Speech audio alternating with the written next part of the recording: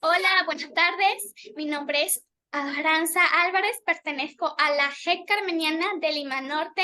¿Cómo se encuentra hoy? Muy bien, gracias Aranza. Nuevamente mis saludos a cada uno de ustedes, en ti que estás representando a todos los jóvenes que en estos momentos no podemos contactarnos a nivel nacional y en este caso de Lima Norte. Mucho gusto. El día de hoy voy a hacer una entrevista con tres preguntas sobre el padre Vicente Ordanza Gómez. Qué gusto, encantada. Bueno, Javier tuvo la oportunidad de conocer al padre Vicente Ordanza. ¿Qué significa para usted que el padre Vicente Ordanza estuviera en su vida personal y en su vocación? Bastante, bastante, hija, bastante, porque él fue mi maestro en aula de educación religiosa y posteriormente se convirtió en mi acompañante, asesor, porque nos invitaba a formar grupo de este grupo maravilloso, la Juventud Estudiantil Católica. Y de ahí, bueno, todo este tiempo que estaba en el grupo, así como ustedes saben que es muy especial, aprendemos muchas cosas y lo más importante, ¿no? Nos forma para ser unos excelentes cristianos y desenvolverlos en los diferentes campos. Y pues él siempre nos formaba, así como a ustedes, que se le está formando sus acompañantes, asesores, de que nosotros seamos donde estemos excelentes cristianos, ¿no? Pongamos en práctica todo lo que estamos aprendiendo, seamos médicos, abogados o un simple padre de familia, un simple obrero. Y eso iba calando en nosotros porque él hablaba con la Biblia para leerla y enseñárnoslas, pero sobre todo poniéndolo ejemplos para que vivamos en la práctica, ¿no? Por eso marcó mucho nuestra vida de nosotros. Bueno, el cristiano siempre vive con el testimonio de las personas y que nos rodean, ¿no? Porque un cristiano no se queda con su propio testimonio, sino también con los demás. Entonces, ¿cuál es su anécdota más importante que tuvo con el padre Vicente como jeco? Como GECO, a ver, la anécdota más importante, quizás es lo que decía, ¿no? Nosotros como personas, en ese caso yo como joven que era, de una vida diferente, también vivo en un pueblo, en un barrio muy sencillo, muy pobre, de padres muy humildes, pero como jóvenes que somos, a veces nuestras mentes crecen, ¿no? Van más allá y como que nos acomplejamos, queremos ser más. Entonces yo también tenía esa visión, pero con él iba aprendiendo de que tenemos que pisar tierra, ser sencillo, vivir lo que somos y alegrarnos lo poco que tenemos y sobre todo ayudar porque la felicidad está en ser persona, en tener valores y no en riquezas, no en cosas materiales. Entonces, nos fuimos a un famoso encuentro, jornada, como se llaman ahora, ¿no? Entonces, fue un campamento de 3 días y recuerdo que mi mami también fue, como muchos de ustedes, que su papá apoya en la cocina. Y fuimos a un pueblo cerca de aquí de la ciudad, que está en el campo, que se llama Caqui. Y bueno, entonces llevamos muchos zapallo y todo era zapallo. Entonces, ya te imaginas como joven que era yo, igual como tú, comer todos los días zapallo, comer ya te imaginas, ¿no? Los platos no es como en casa, todos donde podemos ubicarnos. El dormir era terrible, teníamos que dormir en el suelo. Primera vez que yo conocí un campamento que hay que dormir en el suelo y no había colchón, solamente era un cartón. Yo me acuerdo que discutía y peleaba ahí con algunos muchachos por un pedazo de cartón y en sí yo pensaba, ¿no? No, de repente no lo comenté o de repente sí. Yo decía, ni más vengo, ¿qué es esto? Ni más vengo, a esto he venido, ¿no? Entre sí. O de repente lo comenté a algún compañero.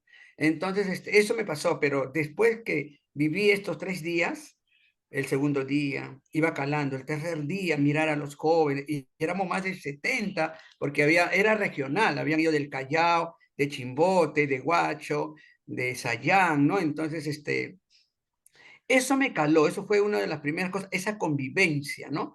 Y lo otro puede ser la misma vida del sacerdote, ¿no? Primera vez que como conocí a un sacerdote muy sencillo, muy de casa, ya porque siempre había leído y había conocido otros, no muchos, ¿no? Pero por lo que leíamos, veíamos que el sacerdote era una persona muy, ¿no? Muy especial, con muchas exquisiteces, Entonces a él al verlo, ¿no? Hasta para vestirse y la forma de tratar, se ponía a la altura de nosotros, nos bromeaba. Eso era lo que calaba, porque era un hombre que era un niño más, que era un joven más, igual que nosotros, ¿no? Y como asesor, Yo como asesor, bueno, puedo decir que, eh, bueno, era joven ya, ¿no? Era joven, era militante, pero su muerte misma, al dejarnos a nosotros así, ¿no? Guachito, como se dice, porque teníamos otros sacerdotes, pero casualmente el padre Antonio asume esa responsabilidad, que también conocía de la JEC en Chimbote, y fue, ¿no? Fue calando y yo asumí esa responsabilidad de ser acompañante. O sea, conmigo se utiliza la primera palabra acompañante en la JEC. Yo siempre he dicho que yo fui un aborto de la asesoría, porque era primera vez que un joven, que un militante, inmediatamente se convierte acompañante. Bueno, asesor se decía, de ahí utilizamos la palabra acompañante, porque yo decía que acompañante es un proceso de formación, ¿no? Asesor y es aquel que tiene un tiempito. Entonces, eso, ¿no? Caló porque yo asumí una responsabilidad que no la esperaba, ¿no? Pero la situación y cuando conversaba con los otros sacerdotes, amigos del Yeme, que eran de Huacho, Barranca, por la semana, el mes que hacíamos las misas, y llorábamos, ¿no? Algunos, yo creo que fue una de las tres personas que lloré, ¿no? Él como sacerdote, su muerte, mi padre hace 24 años y una religiosa hace 16. Y entonces allí nos preguntábamos y me preguntaba, ¿qué vamos a hacer ahora? Y entonces un sacerdote que ya falleció muy amigo, Félix, él dijo, ¿no? Pregúntale a Vicente. ¿Cómo? Pregúntale a Vicente. Yo decía, ¿el padre está loco o estoy yo? ¿Cómo me va a decir si Vicente ha muerto? Entonces le dije, pero padre, Vicente está muerto. Pero pregúntale, piensa en él. ¿Qué hacía él en estas circunstancias? ¿Qué hacía él en estos momentos? En estas cosas que ahora ustedes están viviendo.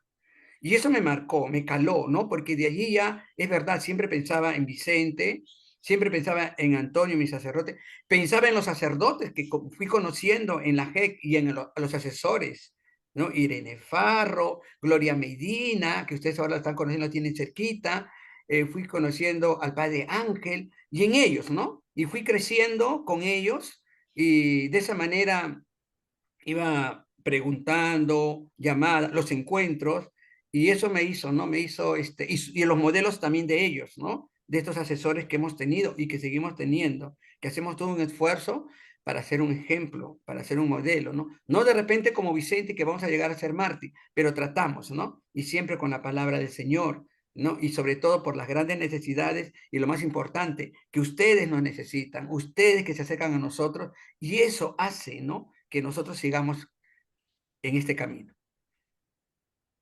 hablando de la etapa de los adolescentes, muchos vivimos y buscamos y tenemos esa incertidumbre y sobre saber cuál es el sentido de la vida, ¿no?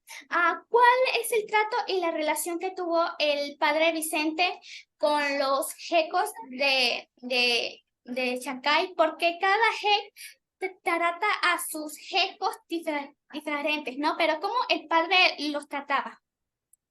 Él nos trataba en el aula como alumno, porque nosotros éramos alumnos también a la misma vez en el colegio, como alumno, como un alumno más, ¿no? Como un alumno más, como tratamos nosotros de hacer, y yo creo que contigo también tu maestro, que es este asesor, acompañante, te trata como un alumno más, ¿no? Pero muy internamente, tú sabes que tienes un compromiso de seguir siendo modelo, ejemplo, y también en las revisiones de hecho de vida, ¿no? Ahí nos van cuestionando de que cómo estamos actuando, por ejemplo, como militante, como GECO, ¿no? Entonces, eso también hacía Vicente con nosotros y era una persona que en las reuniones también él nos recomendaba, nos aconsejaba, muy aparte de las charlas, las reuniones, nos explicaban los cantos, porque a nosotros como jóvenes nos gustaba tal canto y tal, no, ¿por qué? Pero padre, no este, y nos explicaba el sentido de la canción, lo que significaba. Y cuando no íbamos, algunos gecos no llegábamos a la reunión, él se preocupaba. Terminaba la reunión, a todos nos llevaba. Tenía un carrito, un Volkswagen, creo que entrábamos como 8 o 10 uno encima de otro, y iba de casa en casa a dejarnos. Nos iba a dejar de casa en casa, él mismo bajaba del carro, tocaba la puerta o abrían la puerta y ya estaba dentro. Él no pedía permiso. Él tenía tanta confianza, no solamente con nosotros, también con nuestros padres. Había una confianza. Él entraba y conversaba, no sé, 2, 3 minutitos y volvía al carro y seguía a dejar a los otros, porque la mayoría vivíamos fuera de la ciudad. Y, pero su preocupación también era aquellos que no venían, lo iba a buscar. ¿Qué pasó? ¿Por qué no ha venido? Tocaba la puerta y a los papás a preguntar, ¿qué pasó? ¿No vino? ¿No? En este caso, Giovanna, Javier, ¿no? Susi, Paco. Entonces preguntaba y él tenía mucha, ¿cómo te puedo decir? Éramos ya parte de él, ¿no? Creo que si no estábamos nosotros, él se sentía mal, incómodo, como un verdadero padre, creo, ¿no? Un padre como son nuestros papás, que si no llegas ya está preguntando, ¿y a qué hora viene la niña? ¿A qué hora viene el joven? ¿A qué hora viene nuestro hijo? ¿Dónde está? Igualito, ¿no? Muchas gracias, profesor Javier, por poder responder estas preguntas sobre el padre Vicente y por participar. Muchas gracias. A ti muchas gracias y contigo nuevamente mi saludo para todos los jóvenes, para todos los jecos que verán esta grabación y una forma especial para ustedes. Que Dios quiera, ojalá el próximo domingo me pueda dar un saltito, que van a tener su jornada el 10 y pueda ahí saludarlos a cada uno. Mucho gusto nuevamente. Gracias. Gracias.